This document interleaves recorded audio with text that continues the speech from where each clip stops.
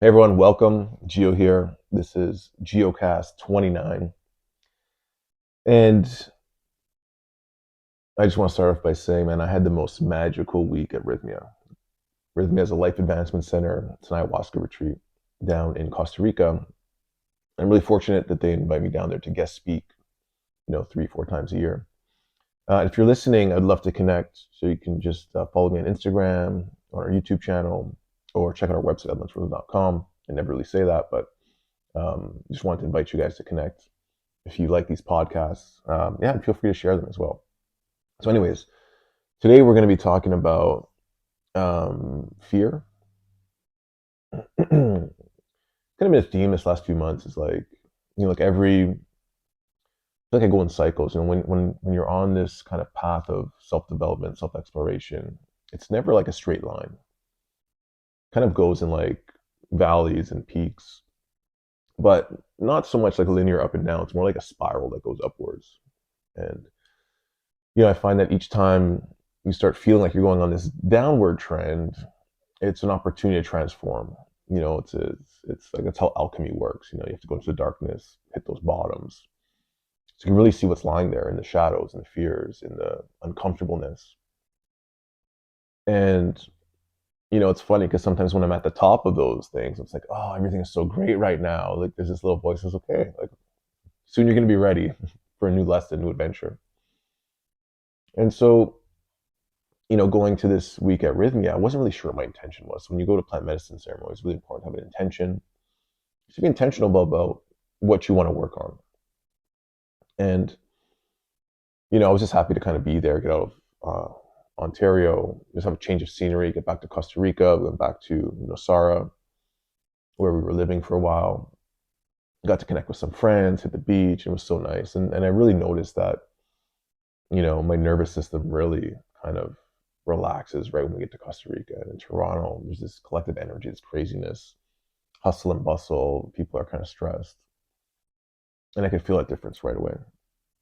So, we get to Rythmia, and yeah, we're getting ready to go into our first night. So the way it works there is there's 4 ceremonies back to back: Monday, Tuesday, Wednesday, Thursday. When we arrive, usually on Sunday, I'll lead a breath work for the whole group. This group, there was like 70 people there. And I know what you might be thinking. Like a lot of people that haven't been there think, oh, that's too big. How do they do that? Well, we'll say this: they do things a little bit differently at Rhythmia. They have this remarkable program that's so curated, and the attention to detail there is like incredible. It's not a cheap place to go. It's probably on the higher end of the expensive side for ayahuasca retreats, but you definitely get what you pay for as far as the value and the service and the safety. They have a medical center and an amazing staff. And a lot of people that I found have placed judgment because they haven't been there. Most people have been there can say like, hey, like, I see why. So good. So, anyways, I love the place, and so I'll teach Sunday, and then I'll teach a class on Monday. We do like a big ice bath with the whole group, and ice bath is powerful because it teaches you how to be resilient, how to breathe in a stressful environment. There's all these physical benefits as well, where it'll help with your circulation, reduce inflammation, release cold shock proteins in the body. But the one thing that's really special about the ice bath is like when you go into that really hard situation and your nervous system starts freaking out a little bit, centering, coming back to the breath, just slowing down your breath, breathing into your belly, sending that signal, hey, I'm okay, I'm safe, everything's going to be okay. And the body responds. And just slowing down that breath is a great reminder for when you're in an ayahuasca ceremony. Because when things get a little bit intense and crazy, you might feel nauseous or start having visions, and it can get a little bit intense. It's important to come back to the breath. And we teach people that there. It's like breathe slowly in through your nose and extend your exhale, double exhalation. It's sending a signal to the body to just relax, slow down, to be calm. And you can use that in a ceremony, you can use that in an ice bath, you can use it anywhere in life. When you feel, life is getting a little bit busy or crazy or intense or stressful, slow inhale, slow exhale. A few breaths like that will just bring you right back into the present moment. Try to remember that. So we do the ice bath on Monday. It's also a great way to get the group together. People are cheering each other on. There's connection. And I find when we're doing these kind of ceremonies, whether it's breath work or ayahuasca, the more the group can connect and gel, the deeper the ceremonies go for some reason, the deeper the healing, the deeper the breath work. So we always start off there. And the one rule that you should always abide by is never check your email before a ceremony. Um, because there's going to be stuff in there that's going to come up and it may kind of come into the ceremony. But in this case, I guess it served me. So I guess whatever's supposed to happen will happen. And so I checked my email, and this one email stood out. And it was an email from a guy that I've worked with for a long time. We've supported each other. I helped him start his business. He helped me with one of our businesses. And when I read the email, it just felt like a screw you email. It was, we had a little bit of a miscommunication. Some things weren't clear on something that, I had got him to do for me. And, he wanted money, and just the numbers didn't make sense. Like I'd mentioned, yeah, I wanted to make this right and figure things out, but the number he threw was almost like, hey man, screw you. I don't want to work with you ever again. And I was questioning, like, did he write this email? Did someone on his team write it? Did he make a mistake? And then he also like talked about a lot of things that were important as far as some of the reasoning why and things to take into consideration that were kind of like some building code stuff and some safety things. Some were like totally crazy, but I guess like it wasn't him that made this up. It was like the municipality that I felt were just ridiculous, and other ones just made a lot of sense. So, anyways, so I'm going into the ceremony, and I realized in that moment that sometimes when little things happen, like a little bump in the road, a little challenge, my mind goes to worst case scenario. It's like, man, those things that I had to do in this situation to come up to like a code or a safety standard, which is probably like 10 times more than what is required. But I do other things that are not in the code that make it even safer, but those like they don't acknowledge in this specific situation. So now I'm feeling like, oh, now that this is an obstacle, now that the cost is so high, now all these things are like, okay, I'm just gonna scrap the whole project, or I don't want to do this anymore. And I started reflecting on it. I was like, man, that happens so many times in my life. Like in a relationship, a challenge would come up, or in a business, or with health, and like you get some sort of bad news, and I start thinking like all the way into the future, like every worst thing that can happen, every worst scenario. It's like, why do I do that sometimes? Why do I not just like, hey, every problem has a solution. What are the solutions here? Let me find all the ways to kind of fix this and make it happen and make it good and make it work. So that was my intention. And I know that when I go into an ayahuasca experience with the intention of going into fear, you never know what's going to come up. You know, you always want to go like love and light and flowers and rainbows and these cosmic euphoric experiences, which are great, but usually the work comes in the darkness and the shadows and the fear. And so I'm in the experience, and all of a sudden I go back to this memory of when I was probably in junior kindergarten. And I remember this other boy was playing with a G.I. Joe, and I would love G.I. Joes as a kid. And I remember I really wanted it. And I never had that one, I haven't seen it before. And at circle time or their story time, he was sitting right in front of me. I can see the legs hanging out of his pocket. And so like, I just wanted to play with it. So I grabbed it, slowly like wiggled it, and he didn't notice. And slowly I managed to pull it out of his pocket. And here I am playing with it right behind his back. And I ended up putting it in my pocket. And technically I stole his G.I. Joe. I wasn't a good thief. I stole maybe, up until maybe 12 or 13 years old, maybe 4 times that I can remember. And every time I got caught. And I remember so vividly the feeling of when I got caught in my body, was that fear of the unknown of what was going to happen to me. I felt it in my chest, I felt it in my belly, and I just knew I was in a lot of trouble. I knew I had to give it back, and I was going to be uncomfortable. And I was worried about being judged. I was worried about what the punishment would be. I was worried about all of these things. And I remember when I didn't know what was going to happen, my mind was just like, what could possibly happen? And I started thinking about all these worst case scenarios, because that was kind of like a safety net. At least if I know what's the worst, I can prepare for that. It was a big aha moment for me. And then it brought me to another time where I'd stole a comic book, maybe when I was like 9 or 10, and went to the convenience store down the street, and I didn't have any money. And, I just was looking at them, and I just grabbed one and put it in my bag. And, the convenience store owner was like, "Hey, come over here." And I was like, "Oh man." So I went, I gave him the comic books back that I stole, walked out with my tail between my legs. But in the moment when he called my name, again, that flash of fear is like, "Oh my God, I'm caught. What's going to happen?" And then one more time that came up, it was just showing me all these flashes. When I was probably a couple years after that, maybe like 12, I was into fishing, and I had all these fishing lures, and I would go to this store, this big corporate store that was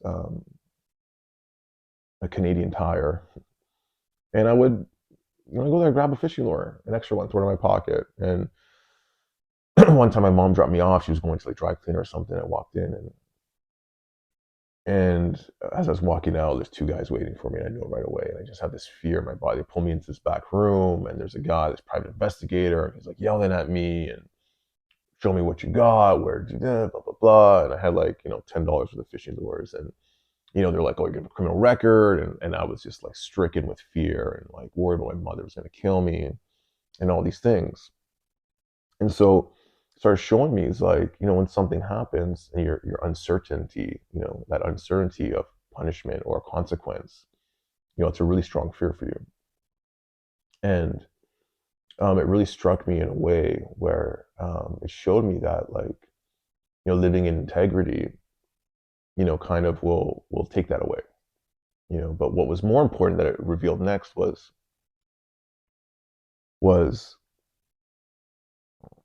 how it started showing me in those situations that my story, my feeling of entitlement, whatever reasons I had to steal, started becoming more important than my humanity. That was kind of the words that I would use to kind of translate. And I was like, oh my God.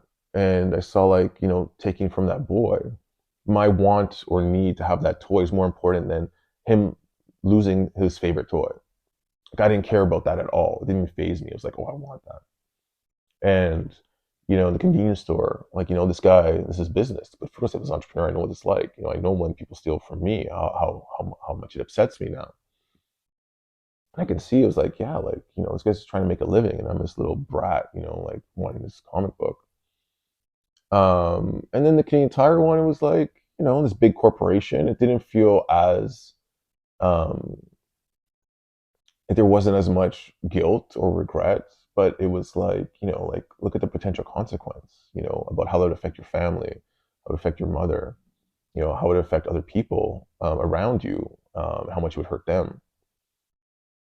And it said, and the medicine was speaking to me in a way, and it said, never let your story become greater than your humanity. There may be times in your life that you have to take something for survival to protect someone from someone who has stolen from someone else, and you got to be really clear on what your intention is and your why. If you have to do something that kind of is coming up to that line, but it's very rare, and you really got to be sure that what you're doing is for the right reasons and not for your own selfish reasons. And that was this huge realization, and the medicine started going a little bit deeper and said, hey, you know, what's important here as well is to understand that fear is not like this one time thing. Like I thought there's gonna be this one memory where it came from. It's very complex. And this is just a lesson for tonight around uncertainty and around integrity. Um, and that, when you do things right and you do things out of integrity, you'll have way less to fear and to worry about. And when something goes wrong, um, like you don't have to fear about this worst case scenario because show me where that came, one of the parts where it came from. And so that was like pretty much night one. It got really clear. And also I had this like fear about writing this book that I've been thinking about, um, because it was sharing a lot of things that were very vulnerable. Just worried about, these outcomes. Like, can this open me up to like all these things? If I share everything, like what would that expose me to from judgment, from anything? And it was said, okay, like just write your book and share it from your heart, and don't worry about what the outcome's going to be. So that was kind of just part one on fear, and I felt something shift within me, and it was kind of showing me how these four nights that I had there. We're going to continue this story a little bit more. There's going to be a little bit more to each one, and that week was the first time I actually was able to drink medicine with Taito Juanito. Taito Juanito is he's like the head of this Colombian tradition. It's passed down the lineage of elders and taitas. And because I'm a guest speaker there, when I'm there, we never have our weeks lined up. But for some reason, this week we were both there, and it was just showing me, it's like, hey, like keep coming back to this intention each night. We're going to show you a little bit more until Thursday. Maybe something crazy is going to happen. Maybe not. Don't have expectations. And so, you know, it was such a powerful message, an example of diving into that fear and showing me a little bit more about myself. And I guess I'm going to save what happens the next night because it's also pretty profound for the next podcast, which will be next week. So I'll spread this out a little bit. But what I will say is, coming back, I've already felt a shift in this confidence, or this lessening of those fear responses. But I think it takes you to go there to kind of see that and to dive deeper into it. Oh, and one thing I forgot to add, which was when it was bringing the story full circle, coming back to that email, it was showing me how, like, when you do things right out of integrity, you have nothing to worry about, and like in business sometimes, you might want to cut corners or save money or do something that's questionable. And, I'm sure every entrepreneur's been there in the past where they faced a hard decision. It's like, pay my bills or do this, or, like save some money or whatever. And I've seen myself there in the past and doing things that had to get done again, or something that wasn't safe that I was just like worrying about. And I've changed that a lot, from my early years as an entrepreneur to recent times where it's like, no, like you have to be unequivocal when it comes to safety, when it comes to customer service, when it comes to product quality, because anytime you cut a corner, it's going to come back to get you. But when you know that you're doing things right, you have nothing to worry about because there's no uncertainty that's going to come back and bite you in the butt. And it's the same with relationships, it's the same with how you show up with your friends. So the more you can be in integrity, the more you can be authentic, the more you can be transparent, the more you can communicate clearly, you'll have less to worry about. Because sometimes there's this like shadow in the back of your mind. It's like, because of getting in trouble before, it's like, oh, did I do something wrong? Did I forget something? Did I miss something? And I said, no, just remind yourself, you're walking this line of integrity. You're not who you were 10, 15 years ago. So just stay whole, stay strong, and hold that kind of vision, the vision of yourself and that truth that's in your heart that, hey, I'm doing everything right. I'm doing my best. It's okay to make mistakes, but it's not okay to intentionally do things that are not in integrity. And so that was this huge realization. I was like, okay, like I know exactly what to do and I know how to do it, and to not waver from that. So yeah, I wanted to bring that full circle. I totally forgot to bring that. And then, maybe you can check your email before ceremony, because whatever comes up, usually it's something that you need. If it's going to trigger you or bring something up emotionally for you, that means there's something there that needs to be worked on or addressed. Okay, so we're going to get deeper into night two in the next podcast. So if this resonates with you, if you're similar, I would love to hear from you. Send me a message on Instagram at Elemental Geo, or at Elemental Rhythm. And yeah, thank you for listening, and we'll chat soon.